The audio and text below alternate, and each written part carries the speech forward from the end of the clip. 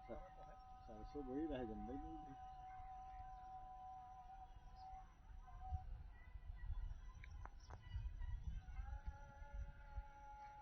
आज भाई पपीतो क्या पूछे कल पपीता बोवा जी मार्च पपीता लगावा जी अभी है तो बताया नहीं से कल होली करीब लगवा और हम तुमको ओरिजिनल देंगे 32 रुपया केक और हमने बताया 7 बीघा तो कहीं कि 1 मीटर पर पपीता लगेगा है?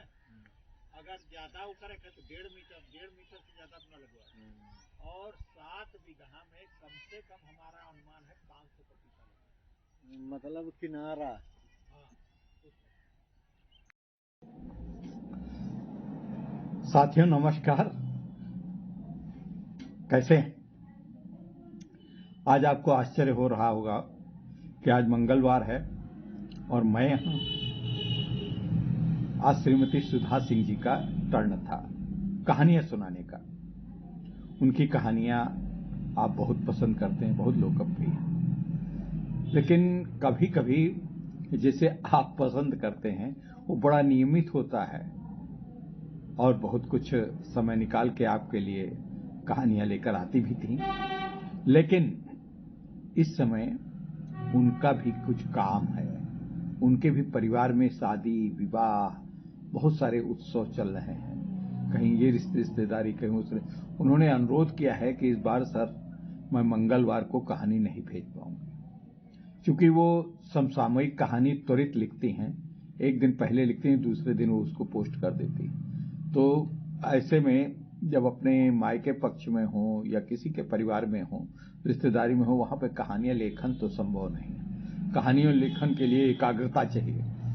तो मैं एक प्रयास, विनम्र प्रयास कर रहा हूं आप लोगों के बीच में अपनी लिखी हुई कहानी जो काफी लोकप्रिय हुई थी, कई अखबारों में छपी भी थी और कई मंचों से उसे हमने सुनाने का भी प्रयास किया और काफी सराही गई। तो अगर आप लोगों की अनुमति हो तो आज कहानी हमसे सुने। देखिए, मैं श्रीमती सुधा सिंह जी के इतना तो अच्छी कहानी नहीं सुना सकता, लेकिन एक विनम्र प्रयास है और इस प्रयास को आज ये मान के चलें कि श्रीमती सुधा सिंह जी के जो लोकप्रिय श्रोता हैं और जो उनकी कहानियां सुनने के इच्छुक हैं, उसकी कमी को एक आपका साथी सुनाने का प्रयास कर रहा है। तो मैं विष्णुकांत मिश्र आज एक गांव से जुड़ी हुई कहानी सुनाने का प्रयास करता हूं। उस कहानी का शीर्षक है या माटी हमरे गांव की है, या माटी हमरे गांव की है। तो शुरू करते हैं मित्रों, सुनिए। अब तो उनका गांव आ पाना लगभग असंभव है, क्योंकि मैं तो कल उनको देखने गई थी ना, बेचारे बेड पर यूं ही पड़े थे। बोले तो जरूर, पर पहले वाली बात नहीं थी। लखनऊ से लौटकर वो गांव में चाचा की खैर सलाह लेने वालों को चाचा का मेडिकल बुलेटिन सुना रही थी। कहती तो सही हैं चाची, एक तो बेचारे पावन से पहले लाचार रहे, ऊपर या दिल के बीमारी। महारिन काकी ने सहानुभूति भरी अपनी प्रतिक्रिया व्यक्त की। हम पंचन के खैर खबर खूब लिहे रहत रहे। पता नहीं तुम सब कोई का बकती हो, अब ही हम परों तो नखलऊ में रहने। चाचा तब पूरी तरह नीके हैं, खूब बतलात रहे। हाँ, हमका यू तो बताइन और देखबो की हिन रहे कि उनका दिल क्या ऑपरेशन भवा रहा है, सीने में यह ऑपरेशन के चिन्ह दिखाई न है, सब सूख गे रहे। हम पूछन कि गांव कब चली हो, तो वही बतावत रहे कि डॉक्टर वही 3 महीनन तक जाए आवे के हम मना की नहीं है। तुम सब कोई रमल खूब बतलाए रही हो। गांव के ही अंकित ने स्थिति स्पष्ट की। महिला मंडल में एकदम सन्नाटा तो था, परंतु गांव के हितैषी जनों में ये जानकर थोड़ी खुशी भी छा गई। परंतु पंडिताइन चाची अपने मेडिकल बुलेटिन के उलट संवाददाता के समाचार पर बिना किसी प्रतिक्रिया के विलुप्त हो गई।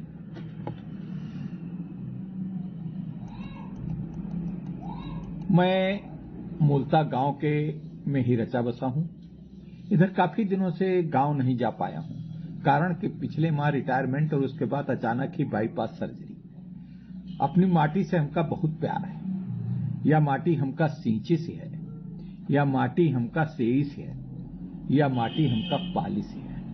हमें याद है गांव के बाहर स्थित इसी स्कूल में हमारे साथी हमारे लिए बनवाई गई एक स्पेशल लकड़ी की गाड़ी से खींच कर लाते थे। हम एक कमरे से घिसट घिसट कर कक्षाओं में जाया करते थे।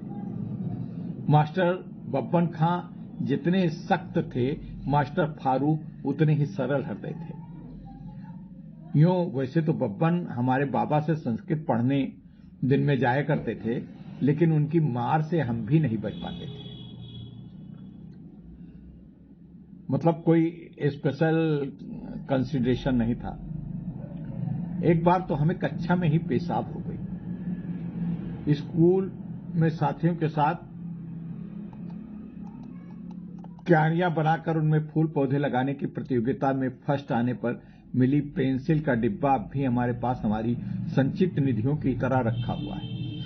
मित्रों, बीच में मैं बोल रहा हूं, उस समय आज तो बच्चों से अगर स्कूल में काम ले लिया जाए या क्यारी वारी बनवाई जाए तो उनके ऊपर प्रधानाचार्य जी के, मास्टरों के ऊपर कार्रवाई हो जाती। उस समय हम बच्चे क्यारियां बनाते थे, पौधे लगाते थे। उससे मतलब हम लोगों को अनुभव होता था, बड़ा अच्छा लगता था। तो स्कूल में साथियों के साथ क्यारियां बनाकर उनमें फूल पौधे लगाने की प्रतियोगिता में फर्स्ट आने पर मिली पेंसिल का डिब्बा अब भी हमारे पास संचित है, वाकई में अब भी संचित है। और संचित तमाम निधियों की तरह रखा हुआ है। समय चक्र के पहिए में दबे कई और घटनाक्रम दबे पांव आकर पता नहीं कब सामने आते जा रहे हैं। हम अपनी आमों की बाग में थे। अचानक ही पूर्व और दक्षिण से विशालकाय भूरे भूरे काले काले बादल के साथ काली तेज आंधी आ गई थी। अपने हाथ नहीं दिखाई पड़ रहे थे। हम लोगों में सबसे बड़े कन्हैया दद्दा ने अब 8-10 लड़के लड़कियों को एक साथ बाग से निकालकर खुले में हाथ पकड़कर बैठा लिया था। जो रो रहे थे उनको बहुत जोरों से डांटा भी था। तब हम जोर जोर उनके ही साथ हनुमान चालीसा समूह में बोल रहे थे, लेकिन आंधी की आवाज में खुद को भी सुनाई नहीं पड़ रहा था। इसी बीच बाग में एक विशालकाय पेड़ के गिरने की आवाज आई, जिससे हम सभी जोरों से डर गए थे। बहुत जोरों की गड़गड़ाहट के साथ पानी भी बरसने लगा था, लेकिन तब आंधी शांत हो चुकी थी। हमारी बहन सुधा, जिससे आंधी से पहले एक कच्चे आम को लेकर खूब लड़ाई हुई थी, वो हमसे चिपकी हुई थी। छुटन्ने हमारे सामने का मुस्लिम लड़का भी था और उसी में गांव के पत्थर कट्टे की लड़की भी थी। जात पात, ऊंच नीच और लिंग भेद की डोर से आंधी के साथ कहीं उड़ गई थी। जात पात, ऊंच नीच और लिंग भेद की डोर आंधी के साथ कहीं उड़ गई थी। सहसा ही भुवन भास्कर सूर्यदेव ने दर्शन दे दिए थे। अभी तो लगभग 3 घंटे दिन शेष था। कुछ देर पूर्व तो ऐसा लग रहा था जैसे रात हो गई। काली आंधी थी ना। याद आता है गांव में हम युवकों का वो उत्साह, जब हम लोगों ने गांव के गलियारे को पाट कर और चौड़ा कर अपने युवक मंगल दल के समूह से लगभग 2 किलोमीटर की सड़क पटवा दी थी। पंकज एक नाम है, उत्साही दबंग उस युवा का जिसने हमारे और मिथिलेश के साथ मिलकर गांव के हम सब युवकों को तब संगठित किया था। कितना उत्साह था उस श्रमदान में। नकारात्मक सोच के लोगों को भी श्रमदान के लिए आना पड़ा था। छैलू सोनार जो अब नहीं रहे, उनके भागीदारी न करने के संकेत पर युवकों ने उनके घर का छप्पर भी गिरा दिया था। विश्वनाथ सेठ को हंसी हंसी में दुगनी मिट्टी लदवाकर फेंकवाई जाती थी। उस श्रमदान में किसी को अपनी जगह मजदूर भेजने पर प्रतिबंध था। देखिए कितना बड़ा। भ्रष्ट प्रधान के कारण गांव के फैसले भी तब हम युवक मंगल दल के लोग करते थे। यानी उस समय गांव का प्रधान बिल्कुल इग्नोर हो गया था, युवक मंगल दल ही सर्वे सर्वा हो गया था, क्योंकि हम लोग बड़ा न्यायप्रिय, बड़ा रचनात्मक काम कर रहे थे।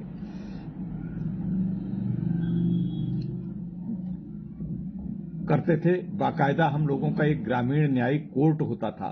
सभी फैसले गांव के फरेंदे तले दोनों पालियों को सुनकर 100% पक्षपात रहित और पूर्ण न्यायानुकूल होते थे। फैसला लिखने वाला अक्सर मैं ही होता था। पंकज तब बैंक में नौकरी करने लगे थे। हम लोग बहुत खुश हुए थे। उपलब्धियां कभी कभी व्यक्ति को गलत रास्ते का सानिध्य भी प्रदान कर देती है। उपलब्धियां कभी कभी व्यक्ति को गलत रास्तों का सानिध्य भी प्रदान कर देती है। वो उस महानगर में सुरापान मंडली में सम्मिलित हो गया। हम लोगों का लाडला पंकज की बात कर रहे हैं।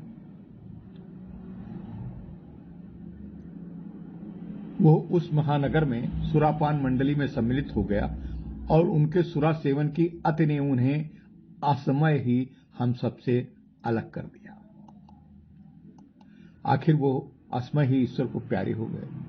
मुझे भी उनके कुछ ही दिनों बाद केंद्र सरकार में सर्विस मिल गई थी। मेरे अंदर अपने गांव के प्रति कुछ करने के संस्कार और मोह ने तब अपनी पत्नी को प्रधानी के इलेक्शन में खड़ा करवा दिया। वो भी हमारी सच्ची जीवन साथी की तरह पूर्ण ग्राम भक्त थी। सहर्ष तैयार हो गई थी। पंचायत समर में हमारे भाई ने हमें सचेत किया था कि आपका अति आदर्श भाभी जी को जीतने से रोक सकता है, लेकिन हमने लोगों को सुरापान, मुर्गा और पान मसाला के पाउच बांटने से मना कर दिया। हमारे गांव में 2 और मजरे से लगते थे। हम जहां भी जाते थे काफी भीड़ का लगना हमारे लिए कहीं से ये संदेश नहीं देता था कि हम चुनाव हार जाएंगे, लेकिन ये सच हुआ। जिस पूर्व प्रधान को लोग रात दिन गालियां देते थे, आलोचना करते थे, उसी की बहू हमारी पत्नी से 5 वोटों से जीतकर ज्यादा पाकर विजयी घोषित हो गई। हमारी पत्नी 5 वोटों से हार गई। हमारे समर्थक रो रहे थे। हमने कहा कि रोने की क्या बात है, गांव हमारा जीता है। और तब हमने एक बड़ा माला लेकर अपनी पत्नी द्वारा विजयी बहू को पहनवाया था। उसके साथ ही शुभकामनाएं देते हुए अच्छी राह और नीति पर चलने की सीख भी देने का प्रयास किया था। अब भी तो हमारा गांव ज्यों का त्यों है, कुछ भी परिवर्तन नहीं हुआ। हां, बेतरतीब खड़ंजा जरूर लगा है। नरेगा में तालाबों की सफाई भी हुई है। टीवी पर दिखाए विज्ञापन की यूं ही जब पड़ताल करने का प्रयास किया तो हमें अपने गांव में पता चला कि तालाबों की खुदाई ठेके पर की जाती है। मास्टर रोड पर केवल नाम लिख दिए जाते हैं। लिखे हुए नामावली के अनुसार कुछ कटौती करके प्रधान जी ईमानदारी से अपना और ब्लॉक के अमला का कमीशन काटकर वो नरेगा का काम बिना किसी व्यवधान के सुचारू रूप से चलाते रहते हैं। हमारे गांव की आर्थिक स्थिति में देखने पर तो काफी सुधार दिखता है। गांव में संपन्नता के नाम पर 2 नई कारें तथा 4 पुरानी गाड़ियां हैं। गांव में 2 ट्रैक्टर भी हैं और लगभग प्रत्येक घर के 2-2 सदस्यों के पास कम से कम एक मोबाइल जरूर दिखता है। औरतें अब भी तन पर फटी धोतियां, उनके बदन के अनावृत करते ब्लाउज पहने हुए कंडे पाथती दिख जाती हैं। हां, उस दिन श्याम पासी की लड़की को गांव से स्कूटर चलाते हुए डिग्री कॉलेज जाते देखकर बहुत अच्छा लगा। यूं हमारी जमीन सब बटाई पर है। वैसे दद्दू हमारे बटैया जितनी मेहनत करते हैं उतना ही वो चालाक है। वैसे इद्दू हमारा बटैया जितना मेहनत करता है उतना ही चालाक। पहले तो गांव की भजन मंडली में बहुत अच्छे भजन गाता है, लेकिन अब जब हम अपने द्वारे बने मंदिर पर भजन मंडली को बुलाते हैं तो उसकी फरमाइश 6-7 दारू के पाउच की पहले होती है। श्याम बहार यानी पान मसाला की बड़ी पुड़िया, जिसमें शायद 40-50 पाउच होते हैं, ये पान मसाला पाउच हमारे गांव के विकलांग महेश की दुकान पर सरलता से मिल जाते हैं। पिछली होली में पूरी रात 4 बजे सुबह तक हुड़दंग हुआ था। किसानों ने हमको देने से ज्यादा खाद, 5 सिंचाई का खर्च बताकर हमसे पूरा का पूरा लगभग ले ही लेता है। मैं बटाईदार की बात करता हूं उस समय के। हां, ये बात जरूर है कि वो हमें जितना बेवकूफ समझता है हम उतने हैं नहीं, लेकिन उसकी समझ को सच करने के लिए अपना कुछ खोकर वैसा ही बना रहना हमारी मजबूरी है। हमें सब पता है, लेकिन गांव में उससे अच्छे दूसरे बटाईदार मिलना मुश्किल ही है। अब हम अमेरिका या इंग्लैंड से बटाईदार तो लाएंगे नहीं और न ला सकते हैं। इंग्लैंड के बटाईदारों का अनुभव तो हमने 1947 तक कर ही लिया था। बड़ी मुश्किल से उनसे अपनी ये खेती छुड़ा पाए। जब भी मैं गांव गया हूं और गांव के लोगों के जमा होने पर अपने गांव के विकास की कोई बात छेड़ता हूं, तो सबसे पहले लोगों के जहन में आता है कि भैया अब की बार प्रधानी में खड़े हो जाओ। मैं सोचता हूं कि क्या प्रधान बने बिना कुछ किया नहीं जा सकता? काश मैं भी अंबानी होता, गांव को अपने प्रदेश का मॉडल बना देता। लेकिन खुदा गंजे को कभी नाखून नहीं देते। जब से नए प्रधानमंत्री जी ने सांसदों द्वारा गांव गोद लिए जाने का ऐलान किया है, मैं रोज ही सुबह सोचा करता हूं कि अपने सांसद से मिलूं और अपने गांव को गोद लेने के लिए कहूं, पर मैं उन तक पहुंच ही नहीं पाऊंगा। हां, इलेक्शन के दौरान उनसे 3-4 बार मुलाकात हुई है। तब तो वो हमारे चरण स्पर्श भी करते थे। मेरी क्यों, लगभग अपने से बड़े दिखने वाले हार लल्लू पंजू के पैर छूते थे। कभी कभी अपने से छोटों के भी मुझे मेरे अंदर का कोई टोक रहा है कि तू अपने ही गांव का ही क्यों विकास करना चाहता है? कोई भी गांव जो सांसद द्वारा गोद लिया गया है उसे तू अपना गांव ही मान ले, बड़ा संतोष होगा। दम है, इस बात पे दम तो है। पूरा भारत ही तो मेरा गांव है। सरकारी व्यस्तता के कारण कभी मैं अपने खंडहर घर का ध्यान नहीं दे पाया। अभी रिटायरमेंट से पहले अपना एक 100 साल पुराना तिदरा जो गिर गया था उसे बनवाया है। प्लास्टर और फर्श अब नहीं बनवा पाया हूं। रिटायरमेंट के बाद सोचा था कि बाहर अपने मंदिर से पहले अपने घर के चारों ओर 4 दीवारी बनवाकर बाहर एक गेट बनवा दूं, जिस पर अपनी 7 पूर्व पीढ़ियों के नाम लिखवा दूं। कम से कम इस गांव के इन पुरखों का नाम तो रह जाएगा। दाएं हिस्से में अपने पिताजी को और बाएं हिस्से में हमारे पिताजी के चचेरे भाई यानी मेरे चाचा जी के पूर्वजों का नाम अंकित करूं। मेरी धर्मपत्नी की तो सहमत है, किंतु हमारे बच्चे जो हमारा बहुत ही ध्यान रखते हैं, उनको गांव में हमारे द्वारा कोई भी निर्माण करवाना तार्किक नहीं लगता। वो इसकी अनुमति नहीं देते। Wastage of money. इन्हीं सब विचारों के कारण गांव के हमारे लोग जो नहीं चाहते कि हम गांव की तरफ किंचित भी सक्रिय हों, वो हमारे ऑपरेशन के बाद से ठीक होने के समाचार से किंचित हतप्रभ हैं। इस कहानी का समापन क्या मैं इस घोषणा से करूं कि मैं गांव में आगे आने वाले किसी भी पंचायत चुनाव में प्रधानी तो दूर पंच का भी इलेक्शन नहीं लड़ूंगा। हां, अपना लोकतांत्रिक अधिकार मानते हुए गांव में अच्छे और विकास को समर्पित दिखने वाले जाति पाति धर्म संप्रदाय से तटस्थ प्रत्याशी को मौन समर्थन करूंगा। जो भी संभव हुआ, जिस माटी ने हमको जन्म दिया है, हमारा पोषण किया है, उसके लिए यदि रंच मात्र भी कुछ कर सका तो मातृभूमि के ऋण से अपने को मुक्ति मानूंगा। आखिर ये माटी हमारे गांव की है। आखिर ये माटी हमारे गांव की है। मित्रों, ये कहानी मेरी है। मैंने अपने भावों को कहानी का स्वरूप दिया है, लेकिन इसमें सभी पात्र सच हैं। मैं भी सच हूं आपके सामने। लेकिन कदाचित मेरे जैसे सोचने वाले बहुत सारे लोग बहुत सारे गांव में हैं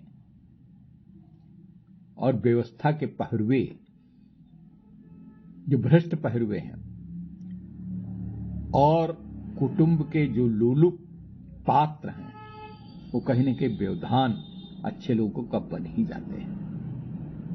ये जो 5 वोटों से पराजय है, ये पराजय आदर्श और सुनीत की है, लेकिन 5 वोट बहुत कम अंतराल है। इसका मतलब जो सुनीत और आदर्श हैं आगे बढ़ रहे हैं। और अब आज के ये कहानी बहुत पहले की लिखी हुई है, छप भी चुकी है, कई अखबारों में छपी है, लेकिन आज के परिवेश में बहुत कुछ परिवर्तन हो गया। ये अंतराल मिट चुका है 5 वोटों का। अब अच्छे लोग ही जीत रहे हैं, नैतिकता जीतने के कगार पर पहुंच चुकी है। अब प्रदेश के चुनाव आ रहे हैं, 1 साल के बाद लोकसभा के चुनाव भी होंगे, ग्राम पंचायत के भी चुनाव हो चुके हैं, महापालिकाओं के चुनाव शेष हैं। तो ये सब बातें हैं। अब हमारा सकारात्मक पक्ष ये है कि बहुत कुछ विकास भी हो रहा है, बहुत विकास हुआ है। इधर उत्तर प्रदेश में तो विकास की पूरी समंदर बह रहा है। कल परसों भी बनारस में बहुत बड़ा, आज बनारस में प्रधानमंत्री जी हैं, बनारस का बिल्कुल जीर्णोद्धार एकदम बदल गया। लगता नहीं कि बनारस 5-6 साल पहले वाला बनारस है ना। बनारस में बहुत कुछ बड़ा सुगम हो गया, बड़ा आलीशान हो गया, बहुत बढ़िया हो गया। इसी तरीके से अयोध्या का, वो तो खैर कोर्ट का फैसला है, लेकिन उसका श्रृंगार, उसका साज सज्जा कितनी बढ़िया हो रही है। और भी बहुत से, ये धार्मिक स्थलों की बात नहीं, धार्मिक नगरियों में, सारे नगरियों में सड़कों को जाल बिछा जा रहा है। Express way, Ganga express way, Purvanchal express way, वो तो चालू भी हो गया, हमारे लखनऊ से गया। इस तरीके से बहुत एक्सप्रेस वे बन रहे हैं। सड़कों को जाल, बिल्कुल जो अटल जी की एक कल्पना थी उसकी पूर्ति हुई है। मैंने कहा था कि 70 सालों में कुछ नहीं हुआ, जैसा कि वर्तमान सरकार के राजनीतिक दल कहते हैं। 70 सालों में बहुत कुछ हुआ, लेकिन सीमित हुआ। आज असीमित है, आज बहुत विकास हो रहा है। गरीबों को बड़ा ध्यान दिया जा रहा है। गरीबों के राशन वितरण में भ्रष्टाचार बिल्कुल नहीं है, ऐसा तो मैं नहीं कहूंगा, लेकिन लगभग ऑनलाइन सब उसका ऑनलाइन किए जाने के कारण बड़ा कठिन हो गया है। और अब किसी भी राशन के दुकान से कोई भी व्यक्ति कहीं पर भी अपना वो दिखा करके ले सकता है, तो इससे भी बड़ा प्रभाव पड़ा है। हाँ, अगर कुछ नहीं हुआ है तो बस एक ही वर्ग है। अब कहूं तो कहोगे फिर अपना दर्द आप लापने लगे, इतनी कहानी सुनाई, सब कुछ उसमें कहीं नहीं था। फिर आप एक पक्षी दिव्यांगों के ऊपर आ गए। अब दिव्यांगों के ऊपर आना हमारी मजबूरी है। इस सरकार ने, उस सरकार ने, उससे पहली वाली सरकारों ने दिव्यांगों के लिए जितना अपेक्षित था कभी नहीं किया। अगर हम 10 रुपए मांगते हैं, 10 रुपए की हमारी आवश्यकता है, तो आप 54 कोई देते हैं, 4 आने 25 पैसे, 1 रुपया नहीं, 4 आने 25 पैसे। दिव्यांगों को पेंशन अब भी 500 रुपए मिल रही है। गांव में हालत तो और खराब है, लड़कियां बहुत परेशानी में हैं। मलिन बस्तियों के दिव्यांग बहुत ही दिक्कत है। अब एक रोज हमारे पास खबर आ रही कि एक दिन अखबार में छप गया कि इलेक्ट्रॉनिक साइकिल्स बटेंगी। अब सरकार से तो पूछ नहीं सकता, न सरकार के किसी प्रतिनिधि का, उन लोगों के पास ग्रामीण दिव्यांग, अवश्य जो दिव्यांग हैं, जो असहाय हैं, जो गरीब हैं, उनके पास इस प्रकार के साधन नहीं कि वो डायरेक्ट मुख्यमंत्री से या किसी मंत्री से या ब्लॉक के अधिकारी से, पंचायत अधिकारी से पूछ के नहीं पूछ सकते, प्रधान जी से नहीं पूछ सकते। हमारे पास डायरेक्ट फोन करते हैं कि सर हमको, हमारी तो कब मिलेगी, हमारी 80% से ज्यादा है, 80% दिव्यांगता है। कुछ बोल रहे हैं कि हम 50% दिव्यांगता है। लड़कियां बोल रहे हैं कि हम जाते आते अब हमको नहीं मिलेगी इलेक्ट्रिक, हमको 4 कोस दूर जाना पड़ता है, स्कूल इंटर में पढ़ रहे हैं, ये है वो। लेकिन अब सरकार ने उसके एक मापदंड लगा दिया, उस पर कहना हमको है, कहेंगे, लड़ेंगे आपके लिए, लेकिन 80% जिनका दिव्यांगता नहीं, उनको इलेक्ट्रॉनिक वाहन नहीं मिलेगा, बैटरी चालित वाहन नहीं मिलेगा। तो इसको आप देखें और मेडिकल बोर्ड ने सही लिखा होगा। अब जैसे आप 60%, 67%, 70% है, नहीं मिलेगा।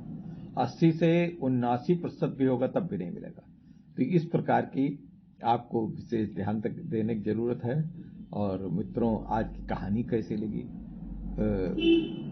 श्रीमती सुधा सिंह जी के स्थानापन्न जगह को भरने का प्रयास किया है। अगर आपको पसंद आए तो जरूर इस कहानी के ऊपर अपना टिप्पणी जरूर कीजिएगा। बहुत बहुत आप लोगों से गुजारिश है, आप लोगों से प्रार्थना है, कृपा करके इस हमारी भी कहानी को थोड़ा पसंद कर दें, थोड़ा लिख दें। सुधा जी की आप रोज सुनते हैं, फिर सुनेंगे। अभी अगले मंगल और शनिवार को शुरू हो जाएंगी। उनकी कहानियां हमें भी बहुत पसंद है और उनकी कहानियां बड़ी समसामयिक हैं, बहुत अच्छी हैं। लेकिन मेरी कहानी भी कुछ संदेश देती है, ग्रामीणों की पीड़ा को व्यक्त करती हुई ये कहानी है। नमस्कार मित्रों। तो मैं समझूं कि आप टिप्पणी करेंगे। अगर टिप्पणी करेंगे तो मुझे अच्छा लगेगा, है ना?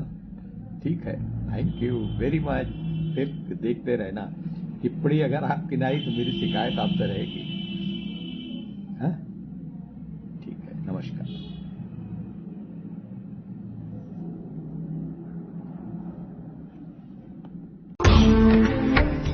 हर तरफ हर जगह हर कहीं पे है